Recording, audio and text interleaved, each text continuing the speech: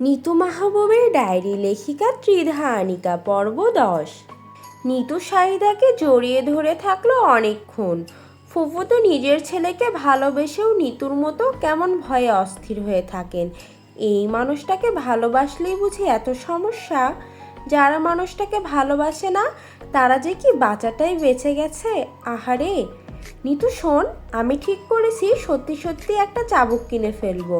আমার এই ছেলে চাবুকের ঘা ছাড়া সোজা হবে না, বুঝলি? না হলে তোকে আর আমাকে জ্বালিয়ে পুড়িয়ে ছাই করে ছাড়বে দেখিস। জানে তো আমরা দুজন ছেড়ে যাব না ওকে। কি কারণে যে ছেলেটাকে এত ভালোবাসি বলতো? আগুন মেজাজের তাতানো কথা বলা একটা বদ ছেলে। নিতু মনে মনে বলল, তুমি আর আমি তো তার আগুনেই ভালোবাসি ফুফু।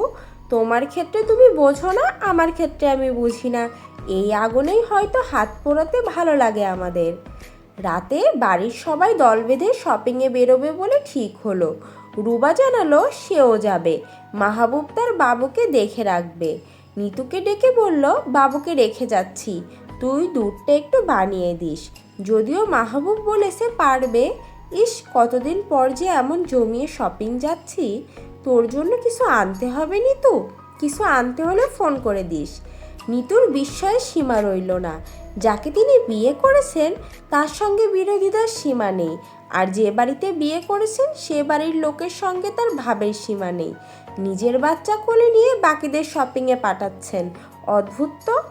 শপিংয়ে যাওয়ার আগে সালমা এলেন নিতুর ঘরে।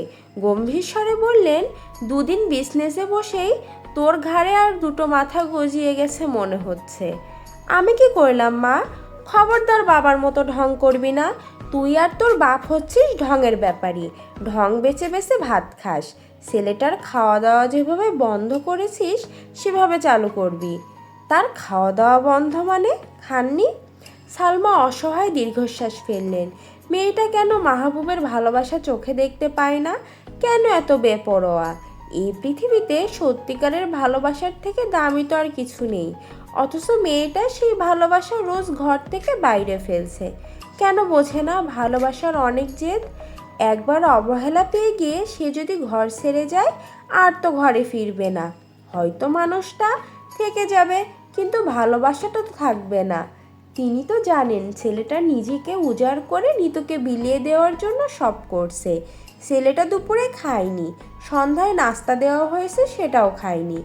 আমার তো চোখ এড়ায় না কিছু। আমি তো জানি তুই বন্ধ করিয়েছিস সবটা। নিতু কঠিন স্বরে বলল, মা, খিদের ব্যাপারটা একান্তই তার। কারো ব্যক্তিগত ক্ষুধা তৃষ্ণা অন্য কেউ নিয়ন্ত্রণ করতে পারে না। সুতরাং এ ব্যাপারে আমাকে বলে কোনো লাভ হবে না। আমি তার পেরিফেরিতেই নেই। সালমা শীতল চোখে নিতুকে অনেকক্ষণ তাকিয়ে দেখলেন। তারপর কঠিন স্বরে বললেন, এসে যাতে শুনি ছেলেটা খেয়েছে। না হলে এই বাড়িতে হয়তো এটাই তোর আমার সম্পর্কে শেষ দিন হবে। আজ রাতটাই মা মেয়ের সম্পর্কে শেষ রাত।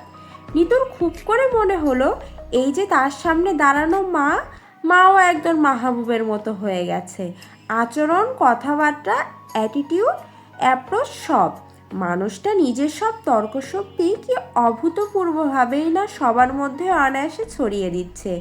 এত ক্ষমতা লোকটা পেল কি করে? সালমা দরজা পর্যন্ত যাওয়ার আগে নিতু ছুটে গিয়ে তাকে জড়িয়ে ধরল।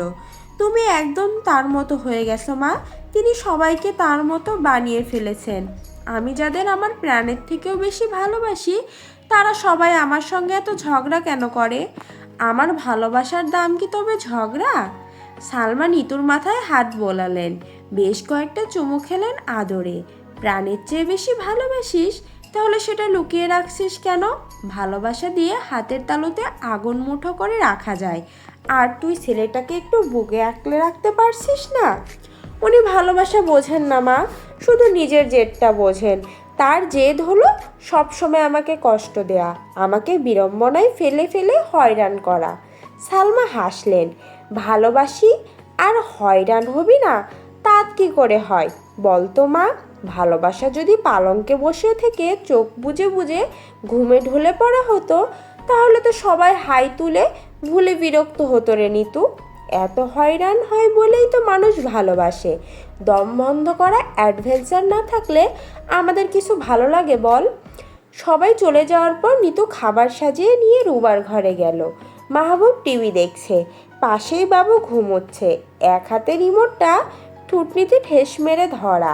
কালো শার্ট মানুষটা যে কেন পরে, তাও আবার বুকের দুটো বোতাম খোলা রেখে। কি সুন্দর একটা মানুষ, যদি নজর লেগে যায়। কখনো যদি মাথাটা ঠান্ডা হয়, নিতু কালো শার্ট পরতে একদম নিষেধ করে দেবে। নিতুর খুব করে মনে হলো সেই পৃথিবীর সেরা পুরুষটাকে পেয়েছে জীবনে, এবং পেয়ে কত বিপদেই না সে আছে। ইসরে, নিতুকে দেখেই মাহবুব বলল, একটা নাচ বাড়িতে বিয়ে করেছি, বাড়ির সবাই সবসময় নাচছে। নাচের কম্পিটিশন হলে এরা কোরাসে চ্যাম্পিয়ন হতো, নিজেদের সঙ্গে সঙ্গে অন্যদেরও নাচাচ্ছে। আমার তো মনে হচ্ছে নেচে নুচে আমার কোমরটা কিছুদিনের মধ্যেই ভেঙে গুঁড়ো হয়ে যাবে। নিতু খাবারটা টেবিলে রেখে নিঃশব্দে এসে বিছানার পাশে সোফায় বসলো। ওনার কার্নিশটা হাতের মুঠোয় জড়িয়ে নিল শক্ত করে। মাহবুব আর চোখে দেখলো নিতুকে। নীল জামায় চোখ ধাঁধানো লাগছে নিতুকে। কাজলও দিয়েছে, ঠোঁটের অবস্থা দেখে কেমন টকটকে লাল হয়ে আছে। মুখ থেকে অন্যরকম আভা বের হচ্ছে। নিতুটা যে কি, যতবার মাহবুব দেখে ততবার যেন নতুন করে দেখে। এত সুন্দর কেন? এই সুন্দরের জন্যই তো হাহাকার করে মরছে সেই কবে থেকে। আবার খালি পা, কতবার মাহবুব মানা করেছে খালি পায়ে হাঁটতে। বসে বসে এত ওড়না পেঁচাচ্ছে কেন হাতে? মাহবুব কি আবার প্যাচে ফেলতে এসেছে, নাকি স্যারেন্ডার করবে বলে এসেছে? একবার শুধু করুক স্যারেন্ডার, মাহবুব এবার সব কাগজপত্রে লিখিয়ে পড়িয়ে নেবে। মুখের কথায় একদম বিশ্বাস নেই নিতুর। সর্বক্ষণ আদরের খোটা আর খোটা, খোটার আড়তদার। নিতু বারবার কথা বলতে গিয়েও থেমে থেমে যাচ্ছিল। যাকে সে প্রাণের চেয়েও বেশি ভালোবাসে, তার কাছে আত্মসমর্পণে এত দ্বিধা কেন হয়? মনে মনে যার কাছে সে শতকোটিবার মিনতি করে ভালোবাসা চায়, ভালোবাসতে চায়, তাকে মুখে একবার বলতে কেন এত কথা আটকে আসে? কল্পনায় যার কাছে এত কাতর হয় সে, যাকে নিয়ে সব অভাবনীয় আদরের খেলা করে, তার কাছে সামনাসামনি গিয়ে আদর চাইতে কেন এত আপত্তি হয়? কেন? নিতু বার কয়েক লম্বা করে নিঃশ্বাস টানলো। মনটাকে বোঝানো দরকার, একটু তো শুধু বলারই ব্যাপার। রাগিয়ে দিয়ে মানুষটাকে বাগে পাওয়া তো এমনিই কঠিন। তার চেয়ে এবার না হয় নিতু একটু ছাড় দিলই, একটু ভাঙলই। একবারই তো না ভেঙে দেখেছে সে, লাভ তো কিছু হয়নি। আজ নতুন করে প্রথমবারের চেষ্টা শুরু হোক। নিতু আগের ব্যাপারগুলো সম্পূর্ণ একপাশে সরিয়ে রেখে কথা বলবে এখন, একদম কোমল স্বরে কথা বলবে। আসুন ভাত খেয়ে নিন, আমি বেড়ে দিচ্ছি।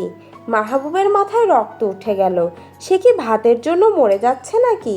নিতু আবারও ডাকলো, কি হলো, আসুন, খেতে আসুন। কেন, আমার মুখ দেখে কি মনে হচ্ছে আমি হাভাতে ভাতের জন্য মরে যাচ্ছি? মা বলল আপনি নাকি সকাল থেকে কিছু খাননি, হাতের জন্য অ্যান্টিবায়োটিক চলছে। এ সময়ে খালি পেটে কেন থাকছেন? খালি পেটে থাকলে কিন্তু অ্যাসিডিটি হবে। আমি ঠিক করেছি কিছুদিন খালি পেটে থাকবো। এতদিন তো থাকলাম ভরা পেটে। কোন ঘোড়ার ডিমটা হলো বলতো? তার চেয়ে খালি পেটে থেকে দেখি কোন রাষ্ট্র জয় হয় আমার, কত হাতি কত ঘোড়া হয় আমার। নিতু এবারে সোফা ছেড়ে এসে বিছানায় বসলো। বিছানায় বসেছিস কেন? বাবু ঘুমোচ্ছে দেখছিস না? 100 বার নড়বি চড়বি ঘুম ভাঙবে বাবুর। শেষে তোর বোন এসে তো হই হল্লা করবে। আমি ঠিক মতো দেখে রাখিনি, গুঁতো মেরে ঘুম ভাঙিয়ে দিয়েছি বাবুর। চিমটি কেটেছি তার সোনামণিকে। বিছানায় তো আপনিও আসেন, এতে তো বাবু জাগছে না। আমি কি নড়িচড়ি নাকি? স্ট্রেট শুয়ে আসি। আমিও নড়ব না। নিতু পা তুলে মাহবুবের গা ঘেঁষে বসলো। মাহবুব একটুও সরল না, যেন কিছুই হয়নি এমন করে রিমোট টিপে চ্যানেল বদলাতে থাকলো। নিতু ওভাবে বসে থেকে আরও কিছুক্ষণ মুগ্ধ হয়ে দেখলো মানুষটাকে।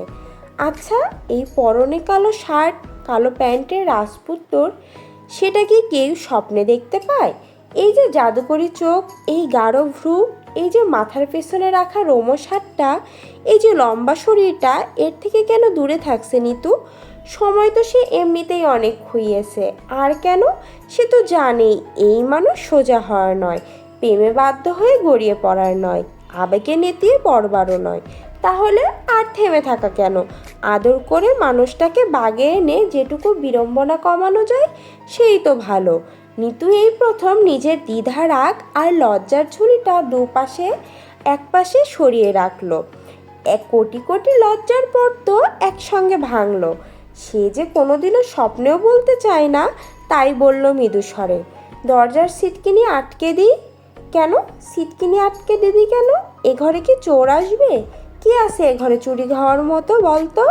নিতু চোখ বন্ধ করে ফেললো। কেন আটকে দেবো আপনি বোঝেন না? মাহবুব জবাব দিল না। ইস, মাহবুবকে লোভ দেখানো হচ্ছে। কিন্তু বাবু, মাহবুব তো এবার তোমার লোভের ধার ধারবে না, এবার তো তার শক্ত কমিটমেন্ট চাই। নিতু মাহবুবের হাতে ধরা রিমোটটা চেপে ধরল। বাড়িতে কেউ নেই, মেইন ডোর বন্ধ। তারপরও আপনি যদি বলেন সিটকিনি আটকে দিই বাড়তি সেফটির জন্য। মাহবুব রিমোটটা বিছানায় ছুঁড়ে ফেলল। বাহাতে শার্টের বুকের বোতামগুলো ব্যস্তভাবে খুলল। গরম লাগছে তার। বারবার আমাকে জিজ্ঞেস করছিস কেন? আমি কি তোদের বাড়ির দরজার সিটকিনির চাকর? এরকম গা ঘেঁষে বসেছিস কেন? যা দূরে যা, আমি এখন ঘুমোবো। এখন ঘুমোবেন? ঘুমোবো। দেশে আসা থেকে ঘুমোতে পারলাম কই? সবাই তো আমার ঘুম কেড়ে নেওয়ারই ধান্দায় আছে। কপাল করে পেয়েছিলাম এমন আপনজনদের। জগতের সব দুশ্মনীকেও এদের আত্মীয়তা হার মানিয়ে গেছে। লোক দেখানো ছুরি বসানোটা শুধু বাকি রয়েছে, না হলে শব্দ করা হয়েই গেছে। ছাল তোলা লবণ মাখানো, এখন ছুরিটা বসানো হয়ে গেলেই ব্যাস, ইতিহাস লেখা শুরু হবে। মাহবুব নিতুর দিকে পেছন ফিরে কাত হয়ে শুয়ে পড়ল। নিতু পেছন থেকে জড়িয়ে ধরল মাহবুবকে। শার্টের কলার নামিয়ে ঘাড়ে চুমু খেলো গভীর আদরে। মাহবুবের গায়ের গন্ধটা শুকতে শুকতে ফিসফিস করে বলল, সরি। মাহবুব একটুও টলল না তাতে। নিতুর এই সরি তার চায় না, তার নিতুর থেকে কমিটমেন্ট চাই, আদরের খোঁটা না দেওয়ার কমিটমেন্ট। বললাম তো সরি। কানের কাছে বারবার সরি ভ্যাস ভ্যাস করছিস কেন? অসহ্য লাগছে। বলছি না ঘুমাবো। নিতু আরও শক্ত করে জড়িয়ে ধরল মাহবুবকে। এই প্রথম নিতু সাহস আর অনুভূতির গভীর মিশ্রণকে থামিয়ে রাখল না। নিজেকে ভেঙে চুরে সবটা মেলে ধরল মাহবুবের কাছে। মাহবুবের হাতটা টেনে নিজের সব থেকে কাছের জায়গায় নিজে থেকে ছুঁইয়ে দিল। মাহবুব সাই করে উঠে বসল। তুই কি ভেবেছিস তোর মাহবুব আমার গায়ে লাগলেই আমি সব ভুলে যাব? মন ভুলিয়ে কাবু করবি আমায়? No never. কাল রাতের হিসেব আমি করে ফেলেছি নিতু। এবার যা হবে লিখিতভাবে হবে।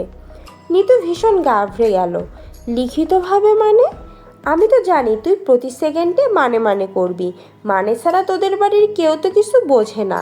বিজনেস তো তোদের রক্তে মিশে আছে। লিখিতভাবে মানে হচ্ছে ক্ষমা প্রার্থনা পত্রের মাধ্যমে ক্ষমা চাইতে হবে, অফিসিয়াল অ্যাপোলজি লেটার। নিতু দু হাতে মাথার চুলটা ঠিক করে উঠে বসলো। হুট করে নিজেকে থামানো কঠিন লাগছে তার। সমস্ত শরীর টকবক করে ফুটছে। মনের অন্যরকম প্রস্তুতি উইথড্র হওয়ার ব্যাপারটা মানতে চাইছে না। নিতু গলা ঘাড়ে হাত বুলিয়ে নিজেকে স্বাভাবিক করার আপ্রাণ চেষ্টা করতে লাগলো। এত প্রত্যাখ্যান তো সে আশাই করেনি। ক্ষমা প্রার্থনা পত্রটা কি? উফ, কথায় কথায় প্রশ্ন। একদম মায়ের মতো যন্ত্রণা করিস তুই। আমার বাবা যে কেন তোর ফুপিকে বিয়ে করেছিল, বাবা নিজেও ফাঁসলো, আমাকেও ফাঁসিয়ে গেল। এখন আমি কোয়েশ্চেন বক্স নিয়ে ফেঁসে গেছি। আপনি ফেঁসে গেছেন? তোকে চোখের সামনে দেখলে কে না ফাঁসবে বল? তাও তো আমি দেখে ধৈর্য ধরে গেছি। ভাগ্যিস আমার মতো ধৈর্যশীল ছেলে তোদের বাড়ির বর হলো। আর কেউ হলে তো ওমাগো বলে বলে সকাল বিকাল রোজ চিৎকার করতো। তোর চোখের দিকে তাকালেই তো অনুভূতি এসে যায় আমার। আবার যেবার ক্রিম কালারের ইনার পরনে দেখলাম, কি হয়েছিল আমার জানিস? এই জন্য এবার আমি কোনো রিস্কে যাব না। তোর জন্য তো আমি আমার উদীয়মান সূর্যকে কষ্ট দিয়ে ক্ষণে ক্ষণে ডোবাতে পারবো না। আমার যা চাই তা চাই। নিতুর ভেতরের দীর্ঘশ্বাসটা আর ফেলল না। এত দীর্ঘশ্বাস ফেলে কি হবে? একদিন দেখা যাবে এই মানুষটা তার সব দীর্ঘশ্বাসই ফুরিয়ে দিয়েছে। ক্ষমা প্রার্থনা পত্র দিয়ে কথা শুরু করে সূর্য পর্যন্ত চলে গেছেন। ঝগড়ার কি আশ্চর্য প্রতিভা! তোর সরি তখনই গ্র্যান্ড হবে যখন তুই আমার নিয়ম মেনে সরি চাইবি। আপনার নিয়মের সরিটা কি? মাহবুব পকেট থেকে কাগজ বের করলো। এতে সব লেখা আছে, পড়ে নে ধর। নিতু কাগজটা হাতে নিয়ে চোখ বোলালো। কাগজে বড় বড় অক্ষরে লেখা, নিতু, আমার সঙ্গে মিল হতে গেলে তোর করণীয়। শিরোনাম দেখে নিতুর হাসি পেয়ে গেল। এই কাগজ পড়লে নিতু নির্ঘাত ধরা খাবে, তার চেয়ে তার কাগজ তিনিই পড়ুক। নিতু উদাস গলায় বলল, আপনি লিখেছেন যখন আপনিই পড়ুন। কেন, আমার লেখা কি এত খারাপ যে তুই পড়তে পারবি না? আমি তো বলিনি আপনার লেখা খারাপ। বলবি কি করে, হাতের লেখা তো ভালো আমার। ক্লাস 9-এ থাকতে সায়েন্স স্যার আমায় কী বলেছিল জানিস? আমি যদি কখনো কাউকে প্রেমপত্র লিখি, সে শুধু আমার লেখা দেখেই প্রেমে পড়ে যাবে। আসলে তুই আমাকে পেয়ে গেছিস তো, তাই কদর বুঝিস না। মানুষ নিতান্ত মাটির মনে করে হিরেকেও যখন পেয়ে যায়। আপনি হিরে? কেন, তোর সন্দেহ আছে? থাকলে ডাক, 5 জন ডাক, ব্যাপার পরিষ্কার হয়ে যাক। কে কাঠকয়লা আর কে হিরে প্রমাণ হয়ে যাক। আমি কোনোদিন গৌরব করি না। ওখানে আমাদের 58 জনের টিম গেল। ফাইনালের আগে আমাদেরকে অনারে যে নৈশভোজ করানো হলো, সেখানে নীল স্যুট পরেছিলাম। অ্যানিশ স্যার আমার কাজ চাপড়ে বলেছিলেন, ইউ আর অ্যামেজিং মাহবুব। আমি মেয়ে হলে তোমার রক্ষে ছিল না, বুঝতে পারছিস? নিতু রাগটা চাপা দিয়ে স্বাভাবিক ভনিতায় তাকালো। জি, বুঝতে পারছি। তাও রিকোয়েস্ট করছি, আপনি পড়লে ভালো হবে। সবটা আমায় বুঝিয়ে বলতে পারবেন ভালো করে। কোনো পয়েন্টে না বুঝলে আমায় আর নিজে থেকে প্রশ্ন করতে হবে না। মাহবুব কাগজ হাতে নিল, ভ্রুকুচকে বাবুর দিকে তাকালো। তোর বোনের ছেলে কিছু বুঝবে টুঝবে না তো? ফেরেস্তা শিশু, ওর থেকে একটু দূরে গিয়ে পড়ি বরং। সব থেকে ভালো হয় আমি আর তুই অন্য ঘরে চলে যাই। বাবু কাঁদলেই আমরা চলে আসব। না থাক, বাবুকে একা রাখা ঠিক হবে না। আমি বরং অন্য ঘরে গিয়ে তোকে একটা ফোন করি, তুই হেডফোনে শুনে নে। নিতুকে সঙ্গে সঙ্গে গায়ের লোম দাঁড়িয়ে গেল। মানুষটা হেডফোনের কথা বললেই তার ভয় লাগে। পৃথিবীর সব থেকে ভয়াবহ কথাগুলো তিনি তো হেডফোনেই বলেন। মাহবুব পাশের ঘরে গিয়ে ফোন করলো। নিতু হতাশ এবং চূড়ান্ত রকমের অনিচ্ছায় ফোন রিসিভ করলো। বলুন। শোন, আমার টোটাল 10টা দাবি, মিনিমাম 8টা তোকে মিট করতেই হবে। যেটা পারবি না বলবি পাস। ওকে? ওকে। আমার প্রথম দাবি, তোকে আমার ওখানে চুমু খেয়ে আদর করে সরি বলতে হবে। নিতু বিস্মিত স্বরে বলল, ওখানে চুমু মানে কোথায়? যেখান থেকে আমার দেহে সূর্য ওঠে সেখানে। আমার ওয়েপন, আমার আর্টিলারি, আমার গ্লোয়িং সোর্স। দেখ, এর থেকে বেশি ক্লু আমি তোকে দিতে পারবো না। আমার খুব লজ্জা করছে। নিতুর কান গরম হয়ে এলো। এই লোক কি বলছে এসব? বুঝেছিস না ছবি তুলে পাঠাবো? নিতু নিস্তেজ কণ্ঠে বলল, পাস, পরেরটা বলুন। দ্বিতীয় দাবি, সবসময় আমাদের আদর হবে, যতক্ষণ আমি চাই ততক্ষণ। তুই আমাকে প্রমিস করবি, আদরের মাঝখানে হয়নি আপনার বলে ঘ্যানর ঘ্যানর করবি না। এতে আমার ডিস্টার্ব হয়, মনোযোগ নষ্ট হয়ে যায়। এসব ব্যাপারে মনোযোগ কত জরুরি জানিস? পরেরটা বলুন। আরে এটাই তো শেষ হয়নি। দুটো বুলেট পয়েন্টের প্রথমটা শুনলি। সেকেন্ড হাফ হলো, জীবনে কোনো দিন আমায় আদরের জন্য না বলতে পারবি না। জ্বর থাকলেও না, পিরিয়ডেও না, ঘুমেও না। তবে পিরিয়ডের সময়ে আমি বুঝবো কখন না হবে। আমার তো ভেতরটাই দরদ বেশি, দয়ার শরীর আমার। সুতরাং ওসব নিয়ে তোকে ভাবতে হবে না। নিতু কোনো রকমে বলল, এরপর? আমার তৃতীয় দাবি, তোর শরীরে আমি যখন যেখানে খুশি হাত দেব। Any area. তুই কোত করে চিৎকার দিবি না। হতে পারে সেটা আপার জোন, হতে পারে সেটা লোয়ার জোন। আমার চতুর্থ দাবি, আমি যখন মুডে থাকবো, কাপড় গায়ে ঘুমানো যাবে না। তোর ঝামেলা হলো, তুই চট করে জামা পরে ফেলিস। বারবার খুলতে আমার কত বিরক্ত লাগে জানিস? গিট দিতে হয় এমন পায়জামা তোর জন্য নিষিদ্ধ। 3 হুকের ইনারও নিষিদ্ধ। পেছনে হুক দেওয়া ব্লাউজও নিষিদ্ধ। তবে সামনে হুক হলে সমস্যা নেই। 4-5টা ঝুল পরে এমন টপও নিষিদ্ধ। এগুলো খোলার কোনো আগামাথা পাওয়া যায় না। টাইট জিন্সও নিষিদ্ধ। পোশাক বিষয়ক নিষেধাজ্ঞা কি আরও আছে না শেষ? আপাতত শেষ, তবে কিছু অ্যাড করতে হলে আমি বলবো তোকে। কি পরলে আমার ভালো হবে সেটাও লিখে রেখেছি।